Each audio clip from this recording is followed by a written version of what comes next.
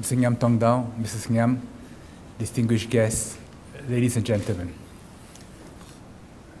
I'm deeply honored to be asked by Mr. Ngiam Tong Dow for the launch of this book. I first knew him as a young Minister for Information and the Arts, and when I was responsible for the launch of the Next Lab in 1990. I always viewed him as a wise permsec.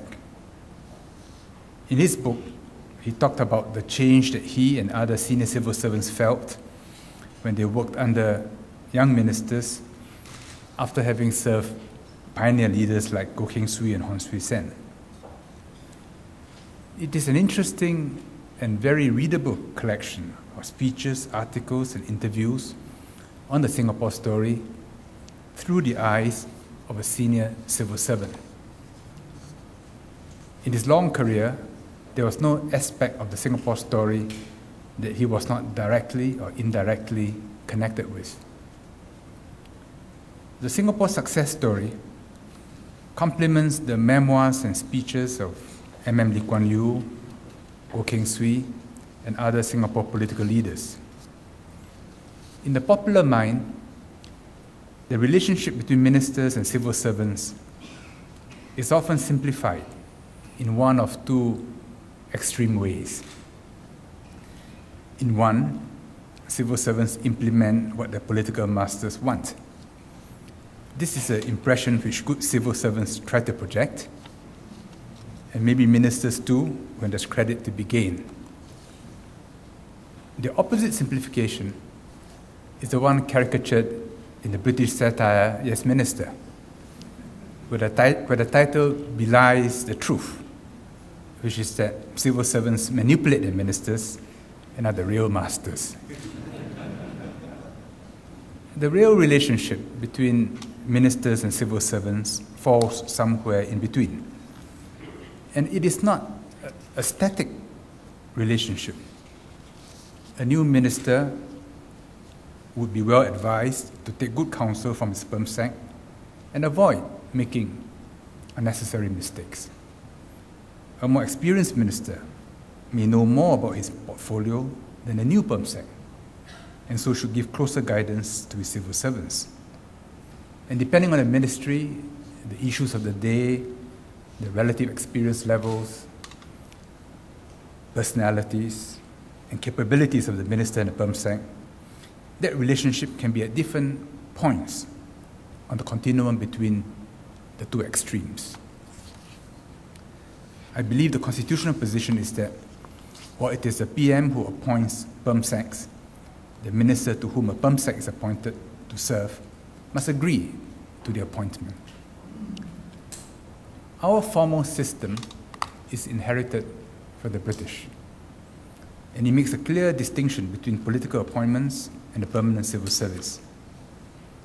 In practice, however, principally because the PAP has been the governing party since internal self-government in 1959 and independence in 1965, many aspects of Singapore's governance resemble the Chinese bureaucratic state, which Fairbanks, Ngiam, and other scholars of Chinese history have written about. In particular, the practice of meritocracy in both the political and the administrative elites. The induction of administrative talent into the PAP has become a Singapore hallmark and likely to persist. In the Singapore reality, the formal British system is built upon what is essentially a Chinese political and cultural substrate. One illustration of this is the word scholar, which is used to describe a civil servant, an SAF officer or police officer, who was chosen on the basis of high academic achievement and given a scholarship at a point of entry. It is an English word, which in the British, American, or Indian context would be incomprehensible. For them, a scholar is a scholar doing academic work. In Singapore, the scholar is often an administrator, not doing academic work at all. In fact, This is a Chinese idea expressed in English, which has become a part of our common vocabulary in Singapore, and perhaps only in Singapore. Singapore, of course, is only three-quarter Chinese and has to be multi-ethnic in its deep structure. However, the dominant political culture remains recognizably Chinese. Seen against this common cultural background, it is perhaps not surprising that a China intent on reforming its public administration should take so much interest in the grooming of Singapore's administrative and political elites. In a curious way, the counterpart of our PSC and PSD in China is the Central Organization Department of the Chinese Communist Party, the COD.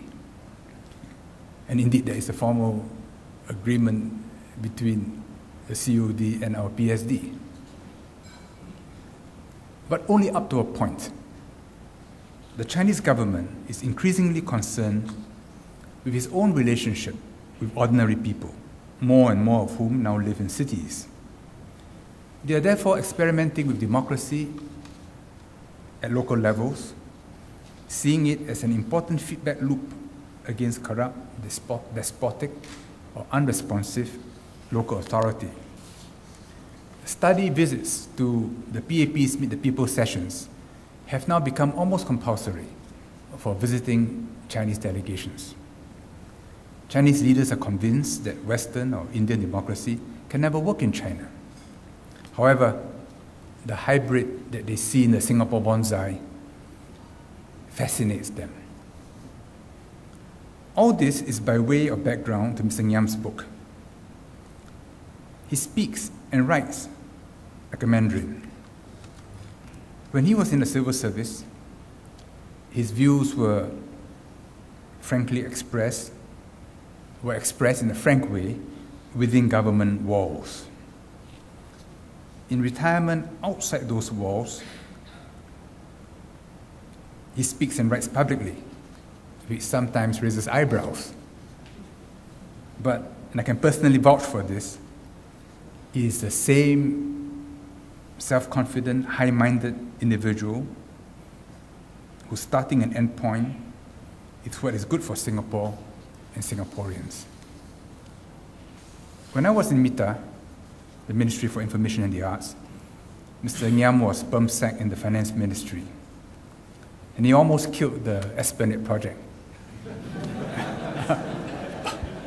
about which he paid me a high compliment years later. But on the revolutionary transformation of our National Library system, he gave it his fullest support.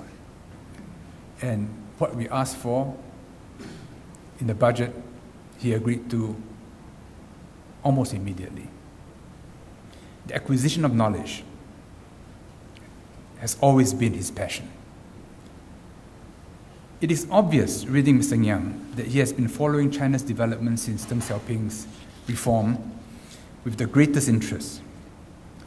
Part of this, no doubt, stems from the cultural similarity I talked about earlier. And though he regretted his own lack of mastery of the Chinese language, Mr. Ngiam has a strong sense of his Hainanese roots. In fact, there was a Hainanese lunch group which included Tan Ji Se, who's here, and Lim Hang Heng, who left us a few years ago, to which I also belong as an honorary Hainanese. But really, it was all about the food. Could Mr. Ngiam, like Hon Swee Sen and Hou Ying Chong, have joined politics? I don't know. But what I do know is that he's well aware of the pressures and constraints which political leaders face and which civil servants have to factor into their recommendations and in the implementation of cabinet decisions. When he asked if I could launch his book, I accepted immediately because it is an opportunity for me to thank him, to pay tribute to his many contributions, and to recommend his book as a valuable source of insights into the Singapore story. Thank you.